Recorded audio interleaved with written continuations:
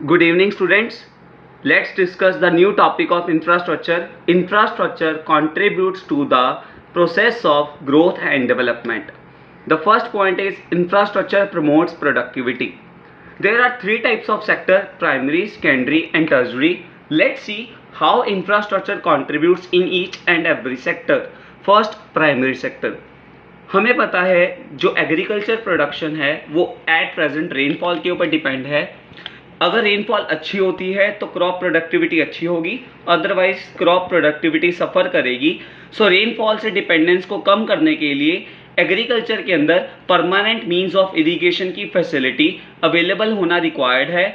जो permanent means of irrigation है वो इंफ्रास्ट्रक्चर का पार्ट है। अगर permanent means of irrigation facilities develop नहीं होंगी तो एग्रीकल्चर प्रोडक्टिविटी सफ़र करेगी एंड वो एक्चुअल आउटपुट से कम प्रोडक्टिव होगी। सो इस तरह इंफ्रास्ट्रक्चर का एग्रीकल्चर सेक्टर में कंट्रीब्यूशन है by way of permanent means of irrigation facility.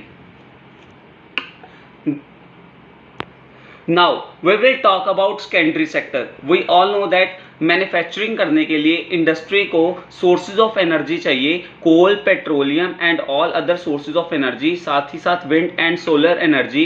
But अगर ये सारे रिसोर्सेज अंडर डेवलप होंगे तो कहीं ना कहीं जो इंडस्ट्री के अंदर प्रोडक्टिविटी है वो सफ़र करेगी एंड वो एक्चुअल लेवल से कम होगी। सो इंडस्ट्री के अंदर प्रोडक्टिविटी को प्रमोट करने के लिए कन्वेंशनल के साथ साथ non conventional sources of energy को भी डेवलप करने की ज़रूरत है। Now we will talk about tertiary sector. Tertiary sector like service sector. Take an example of tourism. Tourism तभी डेवलप हो सकता है कंट्री के अंदर जब उस कंट्री में बैंकिंग और इंश्योरेंस फैसिलिटीज़ डेवलप होंगी। अगर कंट्री के अंदर ट्रांसपोर्टेशन, बैंकिंग और कम्युनिकेशन फैसिलिटीज़ डेवलप नहीं होती देन ऑटोमेटिकली उस कंट्री के अंदर अच्छा टूरिज्म डेवलप नहीं होता। सो इट मीन्स किसी भी कंट्री के अंदर टूरिज्म को डेवलप करने के लिए जो बेसिक एमेनिटीज़ हैं, बेसिक फैसिलिटीज़ हैं like banking, insurance, communication and transportation facility, उसका डेवलप होना ज़रूरी है। Now the another point is infrastructure induces investment. एक कंट्री के अंदर जितने बेटर हाईवेज फैसिलिटीज़ डेवलप होंगी उस कंट्री के अंदर गुड्स एंड सर्विसेज की जो मूवमेंट है उतनी ही बेटर होंगी। एंड जिस कंट्री के अंदर गुड्स एंड सर्विसेज की मूवमेंट जितनी ज़्यादा फास्ट होंगी ऐसी कंट्री के अंदर ज़्यादा से ज़्यादा कंपनीज पैसे को इन्वेस्ट करेंगी। सो इस तरह इंफ्रास्ट्रक्चर एक कंट्री के अंदर बिजनेस इन्वेस्टमेंट की बैकबोन के लिए रिक्वायर्ड है। Infrastructure generates linkages in production. इसका मतलब है इंफ्रास्ट्रक्चर दो डिफरेंट सेक्टर्स के बीच में लिंकेज सेटअप करता है।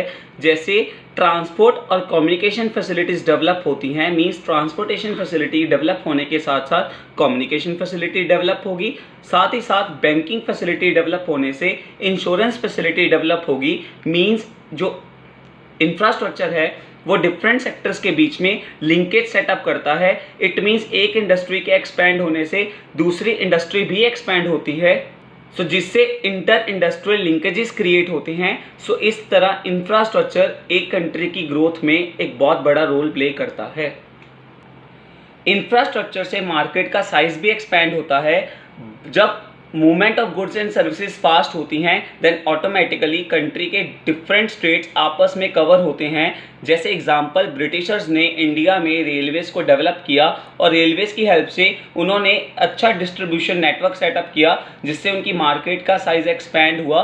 सो इंफ्रास्ट्रक्चर एक बड़ी मार्केट को सेटअप करने में बहुत बड़ा रोल प्ले करता है। Infrastructure enhances ability to work.